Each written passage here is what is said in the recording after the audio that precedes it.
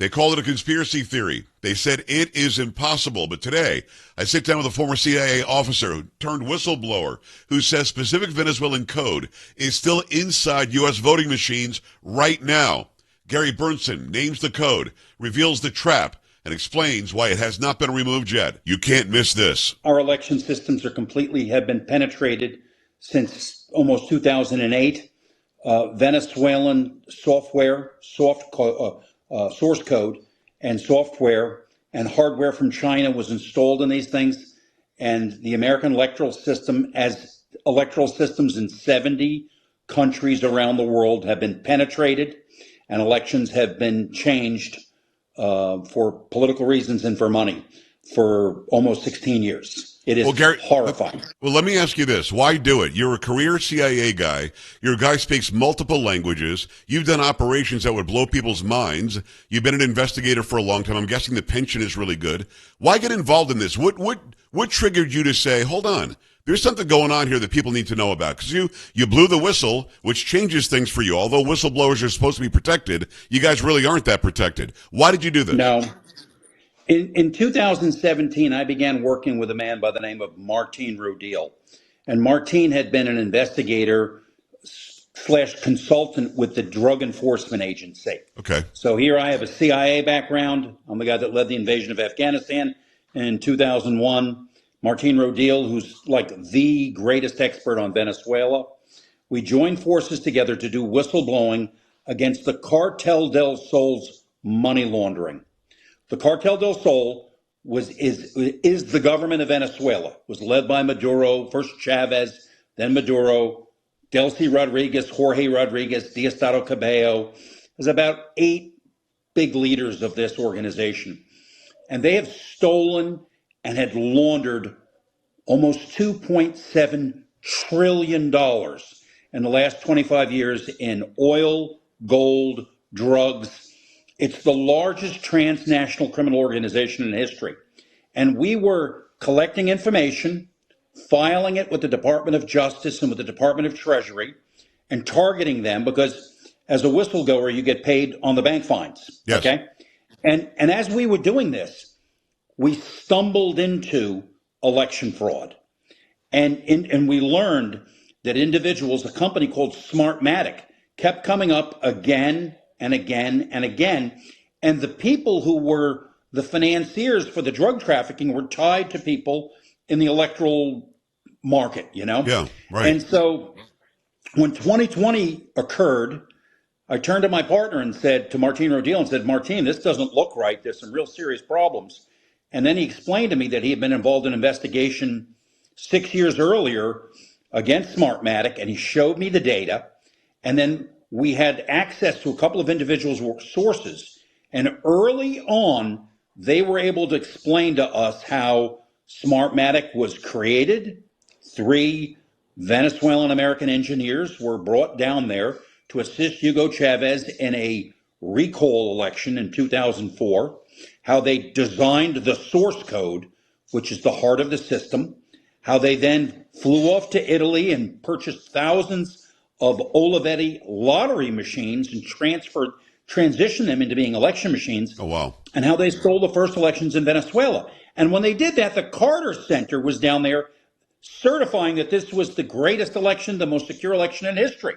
So almost immediately you had Westerners validating this abomination. And so once Hugo Chávez steals that first election in Venezuela, he invests more money in the group and then starts stealing elections all around Latin America and very quickly transitions Smartmatic into the United States for 2 elections, one in Cook County, Illinois. No surprise about that. Right. And then the other one is the Democratic Party primary in New Jersey. And a Democratic congresswoman named Carolyn Maloney, a liberal, understood that there was something wrong there. She learned it, and she had an insider because that person that went to her and explained that there was a problem came out early on with a key technology called HAT, H-A-A-T. Okay. And from there, we started recruiting more and more sources. We recruited over a dozen sources that worked for Smartmatic and the Consejo Nacional Electoral in Venezuela. Those bodies worked together, and they had two missions. One, stealing elections. The second, defeating audit. You're going to steal an election, you got to be able to defeat audit when they come to audit it. Right. And it's the science of this. And Mr. Ralph Pizzulo, who I had written Jawbreaker with, which was a New York Times bestseller 20 years ago, we briefed him and he started to work with us. And he wrote a book called Stolen Elections about our story and the story of the whistleblowers, the sources that had worked for the CNE. Look, this is 100%. Bet my life on it. I have, look, I was in charge of the invasion of Afghanistan. I seized Kabul. I was in charge of Tora Bora. I was in charge of the Khobar Tower investigations, the bombings in Saudi Arabia. Right. I was in charge of the East Africa bombings. The U.S. government gave me responsibility to do some of the largest, most important investigations of violent terrorism in the past 25, 30 years.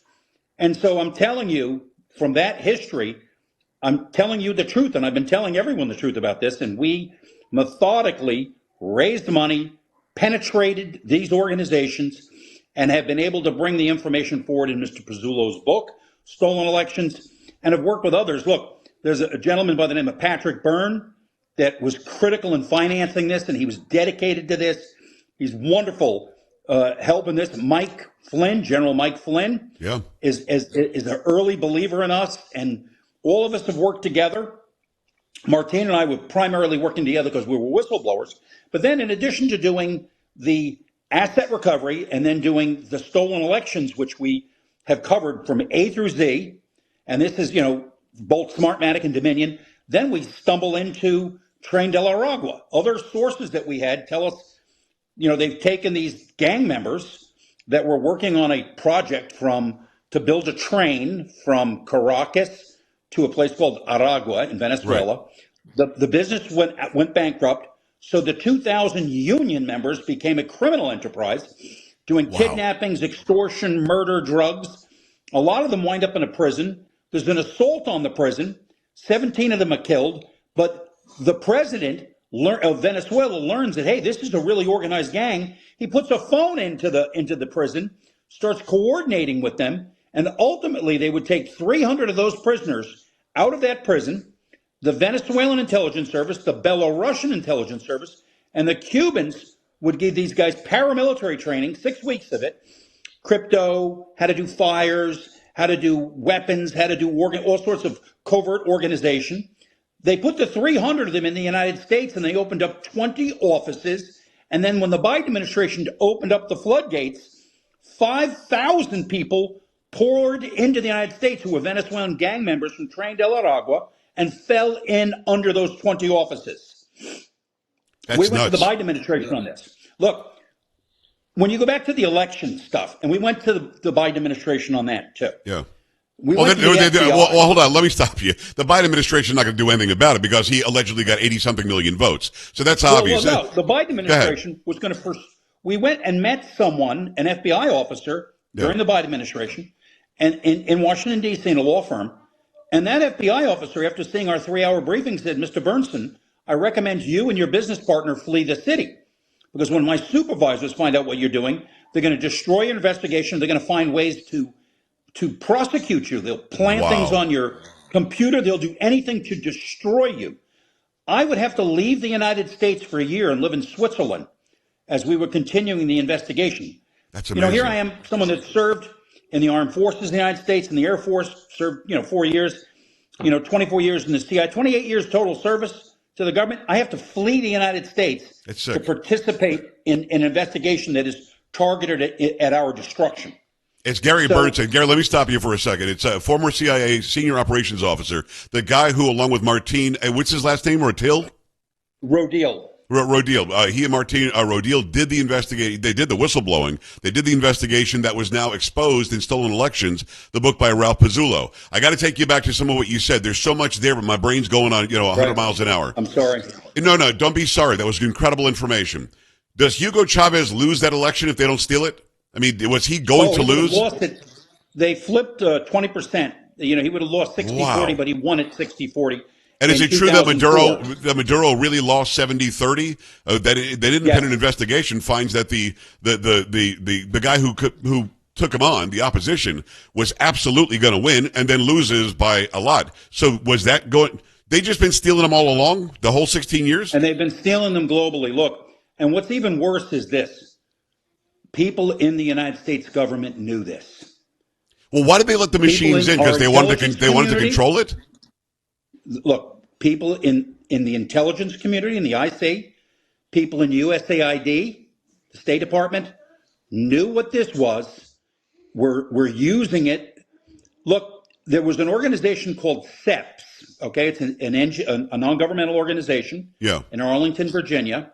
It got over $6.9 billion from USAID to fund Smartmatic selections in dozens of countries. There were 70 countries around the world, but the funding went into 30 of them, and they flipped countries and turned them all left. And so there was a massive effort to undermine constitutional governance in the United States and to move the world left politically.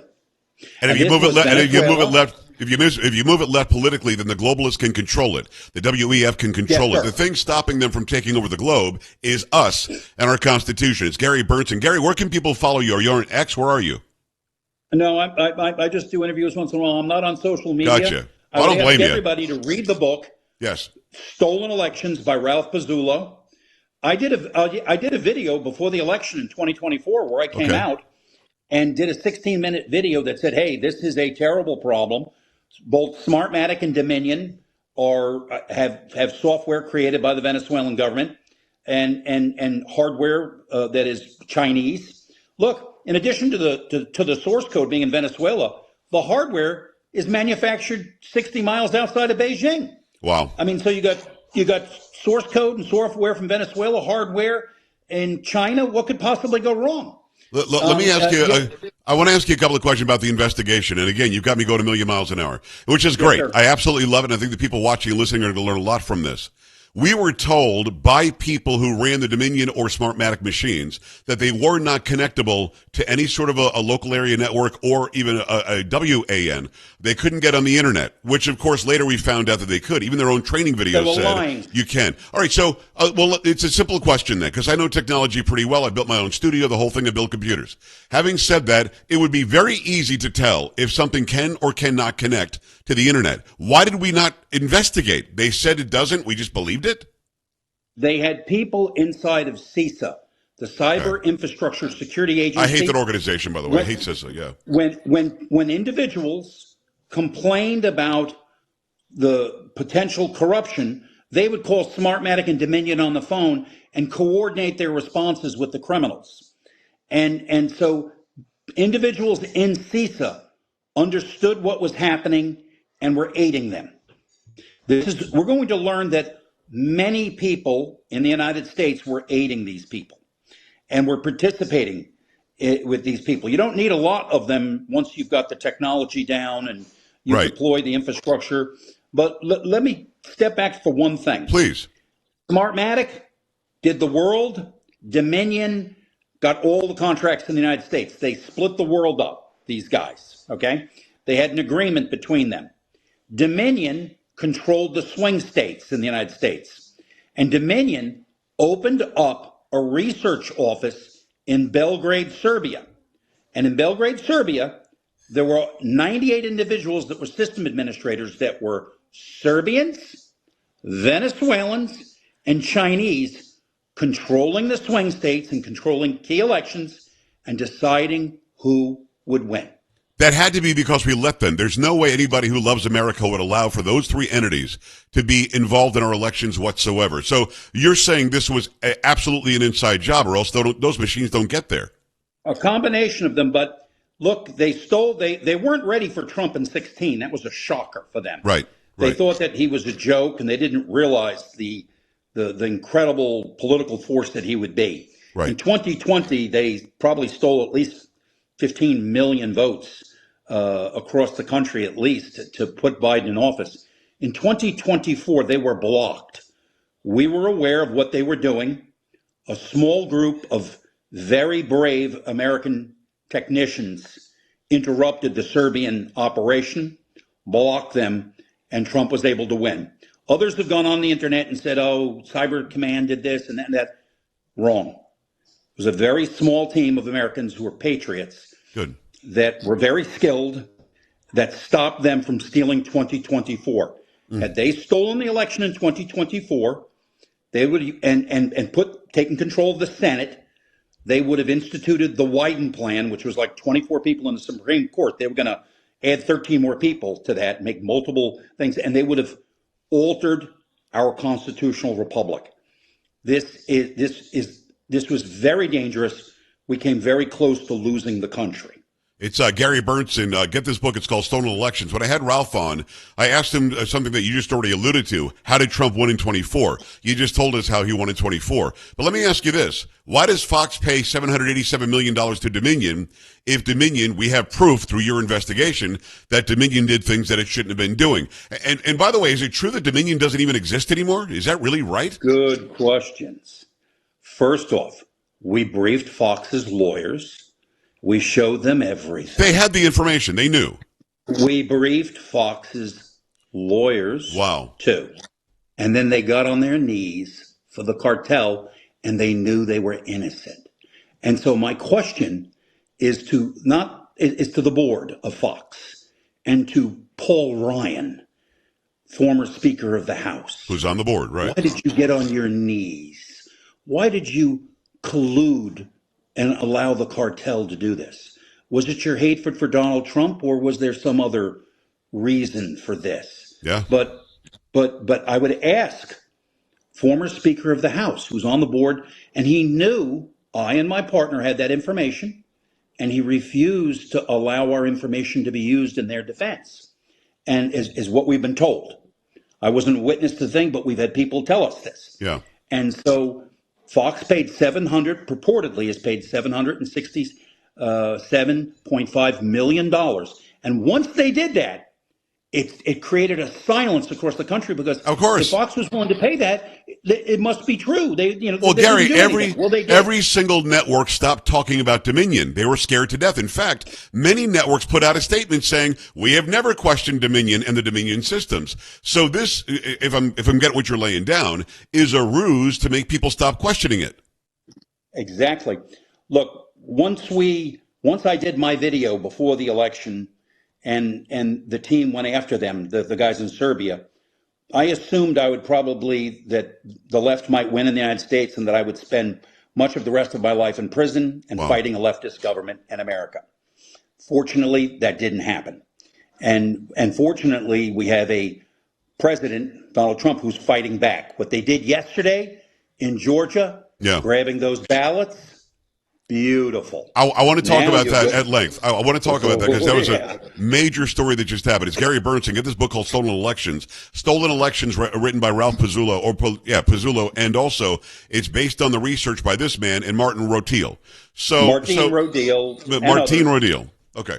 Let me get into some question about Dominion. Why doesn't it exist anymore? If you pay me $767 million, I'm a pretty healthy business. Why is it gone? What happened? So people have to understand with Dominion. Smartmatic is created in Venezuela. They come into the United States first. They can't operate because they won't say who they are. They wound up buying a company called Sequoia. CFIUS is an investigative body, goes after them, and they wound up selling it to Dominion, which is a Canadian company in Toronto that had only run one small election in Canada, a local election. And actually that company was out of a George Soros startup business incubator. No surprise there. No. And so John Paulus has been on television. He's been on with Anderson Cooper on 60 Minutes, lied his ass off, and didn't know anything about Venezuela.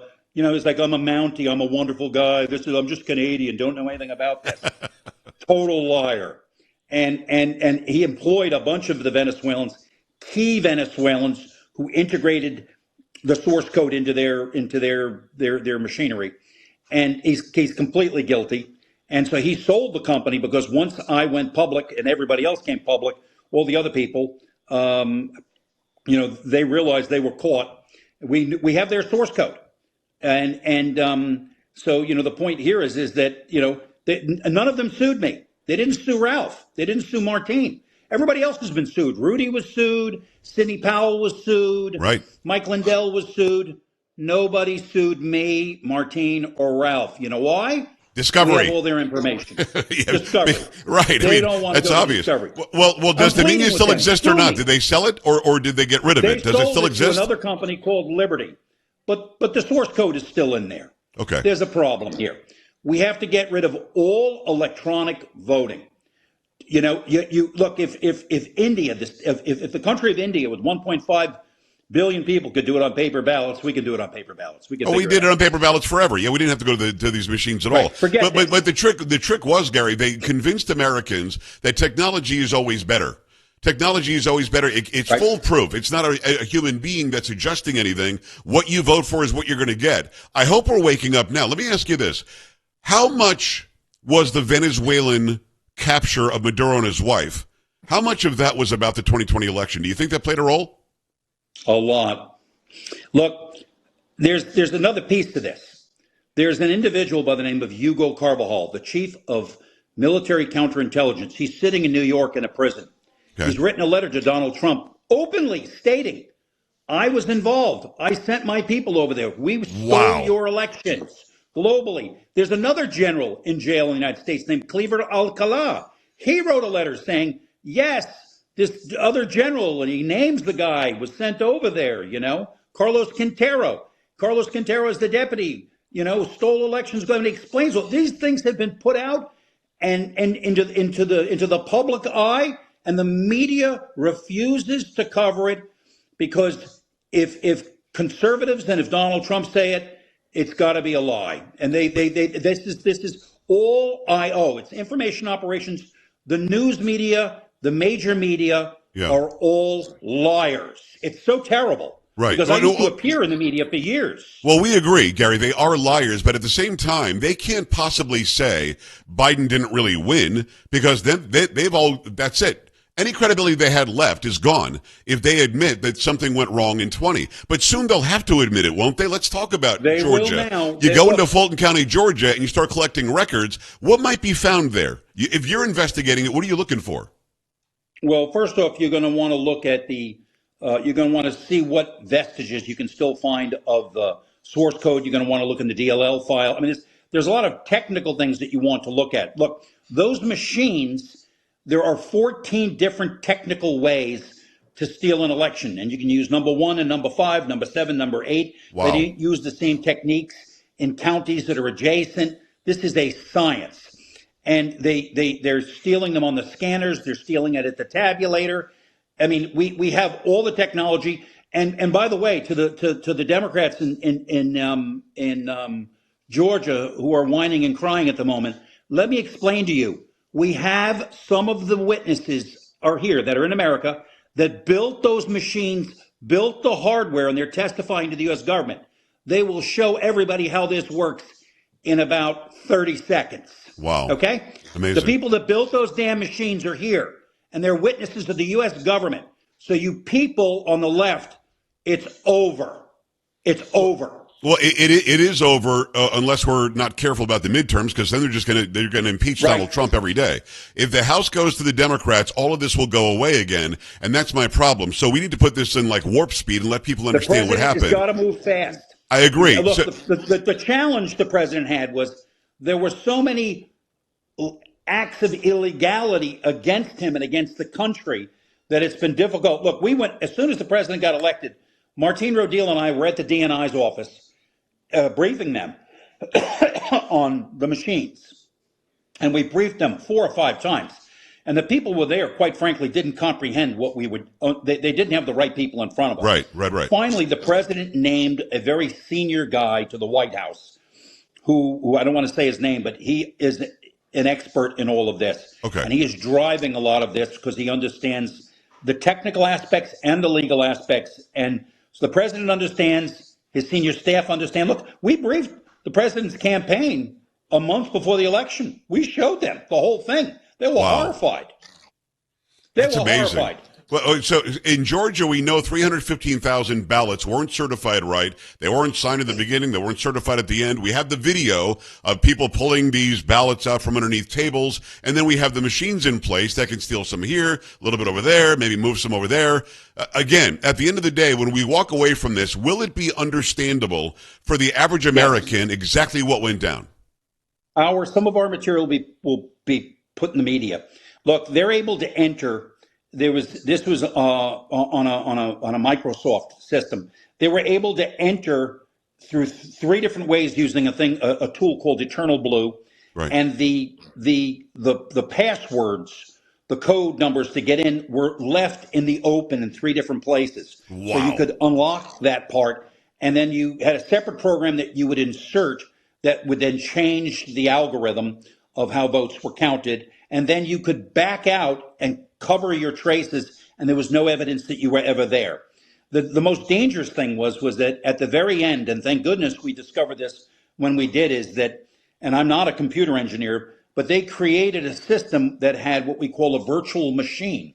Right. And they were able to use that component of the virtual machine to steal the election, and then when they unplugged, the virtual machine collapsed and disappeared. It's temporary. A virtual machine, for those watching and listening, I've got a Mac. I can put a Windows virtual machine on my Mac. I can put another Windows virtual machine on my Windows machine, and once I shut the virtual machine off, it's gone, like it never existed.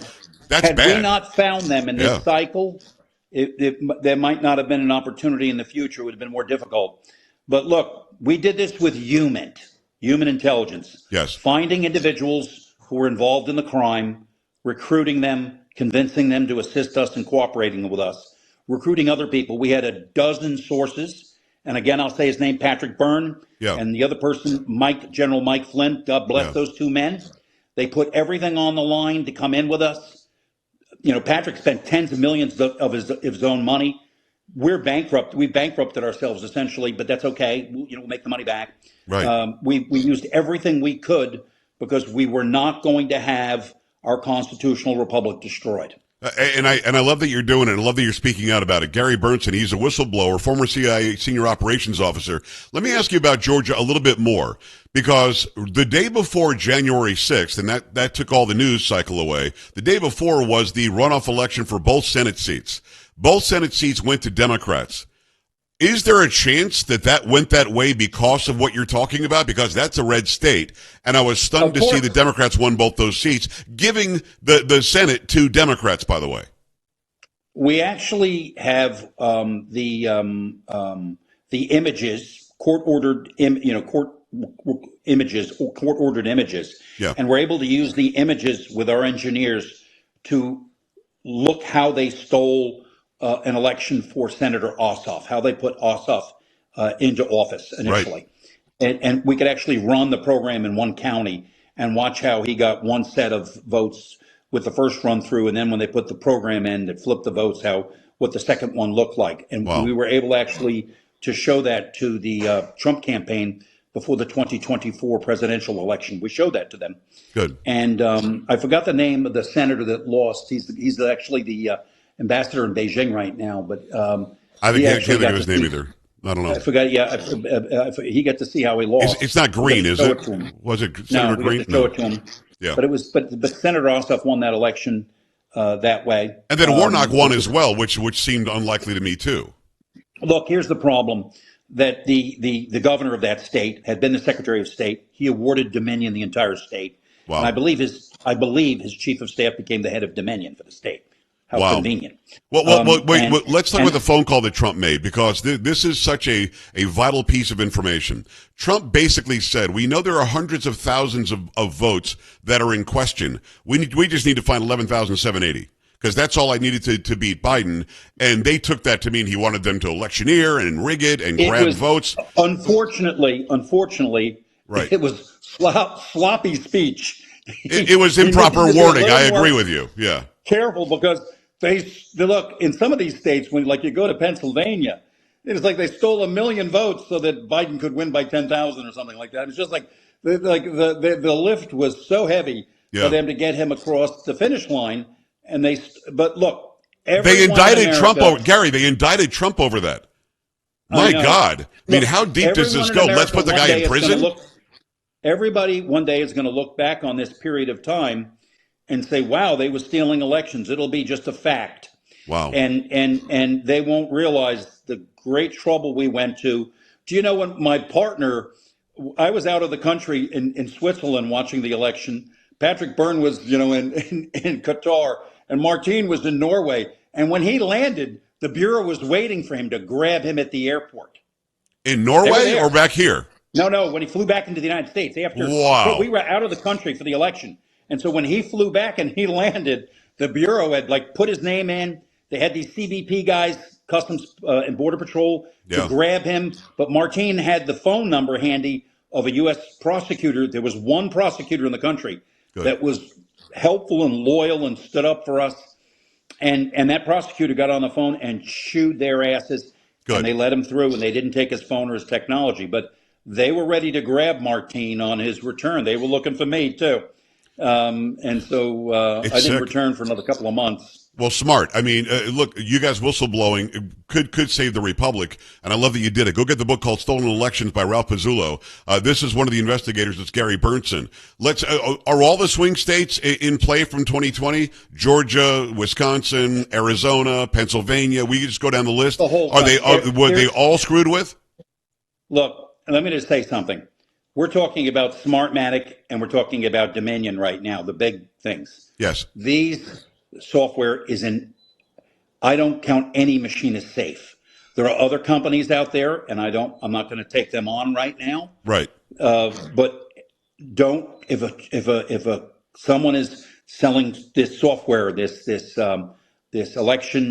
electronic software and these electronic election systems, they are all penetrated. They're all up for sale. It is a terrible thing, and the United States has almost lost its democracy because of this. Wow. And remember, they steal elections and they defeat audit. Defeat audit. Remember that phrase. I'll give an example. Go ahead. When you put a ballot on a scanner, like an absentee ballot, right? A mail-in Yeah. ballot. You take a picture, and then it takes a picture, and it takes a picture, and then it gets ready to save like 50 of them or 100 of them at the same time. At that instant, when it's going to take a picture of them, that 50 that are on the scanner electronically disappear, and a photo comes in from Belgrade, Serbia, with all the votes that you want. And then boom. And then if you do an audit, you're not allowed to look at the votes in the box. You look at the screen. Wow. That's sick. And I mean, it's very, very complex, but I mean, it's actually sick that we can't trust our elections. Let me ask you about Arizona quickly. What was the story about they deleted it illegally against election law? We just deleted the entire file. Somehow they restored it and recovered it, but they tried to get rid of the evidence. Does that mean that everybody there was that just somebody being dumb, or was that somebody who said, I got to get rid of this? No, they get rid of it. They know they have to get rid of it. They know they're stealing elections, and the punishment for destroying records is less than the punishment for getting caught stealing the election. Wow. So they destroy the records. Every opportunity they get, they destroy the records. It's amazing they didn't destroy the records in 2020. Well, yeah, we'll no, I'm stunned by I'm stunned by that. I'm sure some of it has been. It's Gary Berntsen. Yeah. Gary, I want to talk to you again soon. I want to finish with this because this is vitally important right now. The midterm is not far away.